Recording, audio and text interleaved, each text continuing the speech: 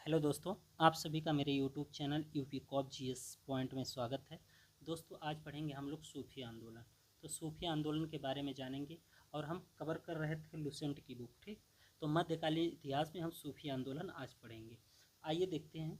अबू हासिम ने सबसे पहले सूफी शब्द का प्रयोग किया। किसने किया था? अबू हासिम ने। ठीक, जो लोग सूफी संतों से शिष्यता ग्रहण करते थे उन्हें क्या कहा जाता था? मुरीद कहा जाता था। सूफी जिन आश्रमों में निवास करते थे उन्हें क्या कहा जाता था? खानका या मठ कहा जाता था।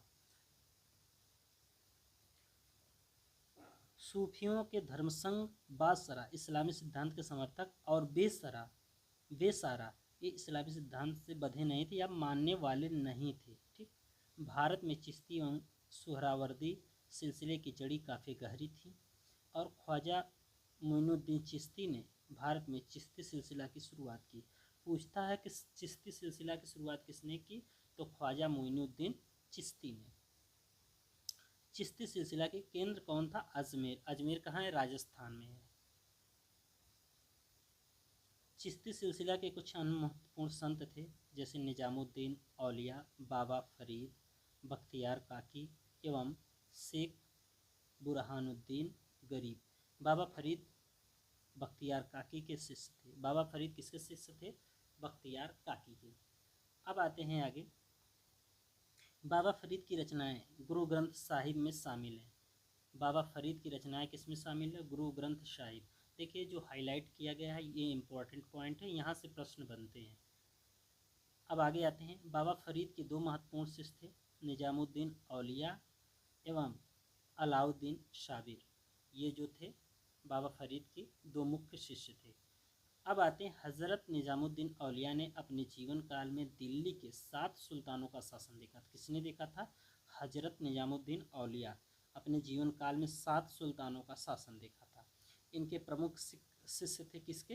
हज़रत निजामुद्दीन औलिया के। शेख सलीम चिश्ती, अमीर खुसरो, अमीर हसन दहलवी। अमीर हसन दहलवी के बारे में काफ़ी चर्चा है और ये इतिहास में इसको बहुत अच्छे से पूछा भी जाता है कि किसका शिष्य था। शेख बुरहानुद्दीन गरीब ने 1340 में दक्षिण भारत के क्षेत्रों में चिश्ती संप्रदाय की शुरुआत की।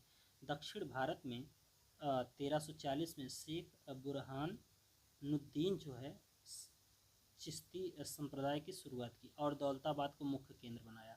दक्षिण में दौलताबाद को मुख्य केंद्र बनाया। सूफियों के सुहरावर्दी धर्मसंघ या सिलसिला की स्थापना शेख शिहाबुद्दीन उमर सुहरावर्दी ने की। किसने की? सूफियों के सुहरावर्दी धर्मसंघ या सिलसिला की शुरुआत किसने की थी? शिहाबुद्दीन उमर सुहरावर्दी ने की थी। किंतु 1262 ईस्वी के सुदृढ़ संचालन का श्रेय शेख बदरुद्दीन जकारिया को है। इन्होंने सिंध और मुल्तान को मुख्य केंद्र बनाया।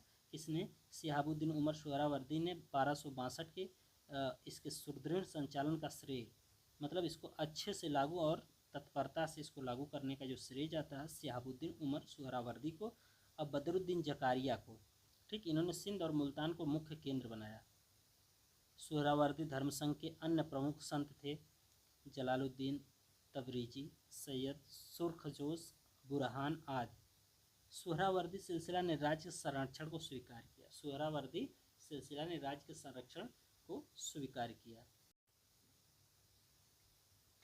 शेख अब्दुल्ला सत्तारी ने सत्तारी सिलसिले की स्थापना की। इसका मुख्य केंद्र बिहार था। कादरी धर्मसंघ या सिलसिला की स्थापना सैयद अब्दुल कादिर जल जिलानी ने किया था। ठीक, बगदाद में की थी। कहाँ? इराक की राजधानी बगदाद में। भारत में इस सिलसिले के प्रवर्तक मोहम्मद गौस थे। इस सिलसिले के अनुयायी गाने बजाने के विरोधी थे। ये लोग शिया मत के विरुद्ध थे। किसके विरुद्ध थे? शिया मत के विरुद्ध थे। राजकुमार दारा शाहजहां का ज्येष्ठ पुत्र कौन था? राजकुमार दारा कादरी सिलसिला के मुल्ला शाह का शिष्य था। किसका था? कादरी सिलसिला के मुल्ला शाह का शिष्य था। नक्शबंदी धर्मसंघ या सिलसिला की स्थापना ख्वाजा उबैदुल्लाह ने की थी। भारत में इस सिलसिले की स्थापना ख्वाजा बकी बिल्लाह ने की थी। भारत में इसके व्यापक प्रचार का श्रेय वकी बिल्लाह के शिष्य अकबर के समकालीन शेख अहमद सरहिंदी को था। फिरदौसी सोहरावर्दी सिलसिला की एक प्रमुख शाखा थी जिसका कार्यक्षेत्र बिहार था। इस सिलसिले के शेख शरीफुद्दीन यामा ने लोकप्रिय बनाया। यहाँ ख्वाजा निजामुद्दीन के शिष्य थे। यह ख्वाजा निजामुद्दीन के शिष्य थे। तो ये सूफी संत रहा लुसेंट का पूरा कवर हुआ। जो पहले पेज पर हम लोगों ने पढ़ा है वो इम्पोर्टेंट है, दूसरे पेज का बहुत ज़्यादा इम्पोर्टेंट नहीं था। सिर्फ राजकुमार दारा शिकोह शाहजहाँ का जो ज्येष्ठ पुत्र था, कादरी सिलसिले के मुल्ला शाह का शिष्य था, ये इम्पोर्टेंट पॉइंट है। ठीक, तो ये रहा आज का सूफी आंदोलन। उसके बाद कल हम लोग पढ़ेंगे भक्ति आंदोलन।